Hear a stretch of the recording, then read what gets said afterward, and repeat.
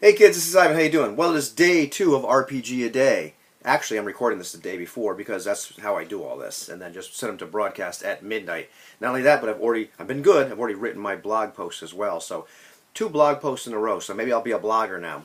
One other thing before I actually answer the question, it's really neat to see a lot of people participating again. I've seen some videos and some posts by people that I haven't really heard from since the last RPG a Day. Maybe they did 1 or 2 things, after that, but that's about it. So it's really neat to see some old friends kind of come back. So that's really, really exciting. Anyhow, the question is today, what do you look for in an RPG? And so, I'll be honest, I don't necessarily go looking for role-playing games. They tend to find me. Like, people will promote, say, hey, have you heard about blank? And then I'll go check the game out. But there are things that tend to turn my head once I've taken a look at a game. And then beyond that, there are things that continue to hold my gaze once my head has been turned. And I guess some of these things that I'll talk about are kind of litmus tests, for lack of a better word. Things that like, okay, well, I'm still really digging this. And sometimes it's like, wow, I'm really digging this. So it's not so much that I look for them. These are kind of the things that like push my hot buttons. And it's probably not an exhaustive list.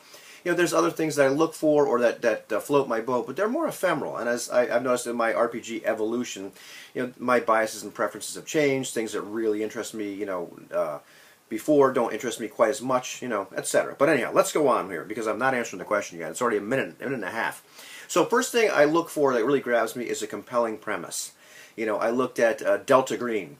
And the idea that, okay, well, you're going to play agents. There's an agency that existed after they bombed the reef off of Innsmouth. Really? I mean, and I shouldn't be interested in that? That's instantly like, wow, I got to check that out and see if that's a good game because the premise instantly kind of grabs me. Something like the transhuman premise of Eclipse Phase, when I heard about that, just grabbed me. There's a ton of other premises. But there are things that will just fire my imagination just, from the fiction. And I get this idea, wow, that would be really kind of cool. But a premise by itself isn't enough. So often I've taken a look or been, suckered in a little bit by a premise. It's a wrong word, but I've been, I've been enamored with a premise, but then I've looked at the game and decided, okay, there's other parts of this that maybe aren't for me. So what else do I look for? I look for a setting that you can learn over time, that you can learn piecemeal. I talked before about the idea that it's a little tough for me to digest settings easily. And I know they're not meant to be digested in one sitting, but I like to really be able to grok the fullness of a setting. And I like it when a game allows you to kind of like ease your way into a setting. Because I like a complex, rich, evocative setting as much as the next person. I really do. But, I like a game that allows you to kind of like ease your way into it. So if I see that is possible, then that also kind of turns my head. Or at least, keeps me looking and seeing, well, what else does this game actually have to offer? This is probably one of the most important ones to me. I like an interesting mechanic. I like something that's novel. I'm a sucker for a different mechanic, something that just is odd, something that doesn't take center stage by itself. Because I've talked, if you look at my old videos, especially, I don't want all these rules. I really am more about the fiction. Let's just get the rules out of the way and continue going on. That's still true, but a rules or a system that will get the fiction to the center stage in an interesting, in a novel way, which maybe like puts a little twist on it. That I really, really like. And so, at the end of the day, I am still a guy, and despite all my talking about how I don't like too many mechanics, I like mechanics. I like a system. I like something that's compelling and interesting and novel, and that just puts a different spin on how you get there. And so I love that. So if I see, sometimes it's just the mechanic or the system itself, and I can learn to love the premise because I really, really like this system or this mechanic. Let's see what else. Good writing. RPG writing is like an art form in a science. It's something that equal parts like skill and magic and mojo.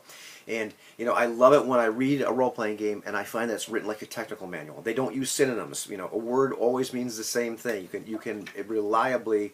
There's a name for a mechanic, there's a name for an ability, there's a name for whatever, and they use that same word. They don't start to use synonyms, which is really easy to fall into that trap because you don't want to sound boring. But when you're on page 217, you're trying to remember, what does it say on page 83? And is it a spell or a ritual? Is that the same thing? Is it not the same thing?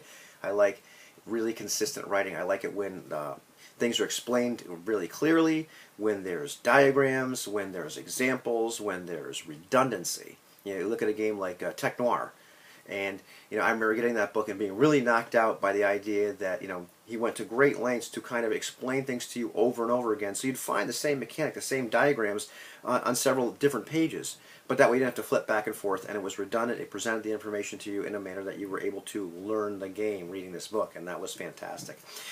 The other part of that writing, though, is keeping it engaging. And that's not easy. So when I find a book that's written in a very technical and clear manner, crystal clear, and they still manage to make it engaging, they still manage to insert the fiction, they still make it fun to read, and it's not just this dry, it's not like reading a calculus book. I really like that. That turns my head. And that's kudos to them. And that makes learning the game a pleasure. So I love it when a book's like that. That will definitely turn my head and keep me interested. And last but not least, good design. Like a game that does not fight itself mechanically. And what I mean by that is the idea that if a game says it's going to be about pulp heroics, that you look at the mechanics and they produce a pulp heroic feel.